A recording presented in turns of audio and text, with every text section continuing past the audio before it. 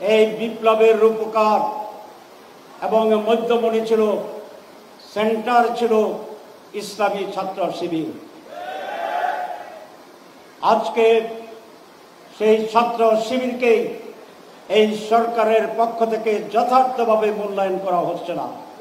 আমি এই জন্য নিন্দা জানাই এবং বছর পূর্তির এর পর থেকে তারা যেন সঠিক ন্যায্য হিস্সা পায়, ক্ষমতার হিস্সা নয়, পদের হিস্সা নয়, কিন্তু তাদের কাজ করার যে সুবিধা সেইগুলোকে নিশ্চিত করতে হবে এবং তাদের সাথে পরামর্শ করতে হবে রাষ্ট্র পরিচালনার সুস্থতার জন্য।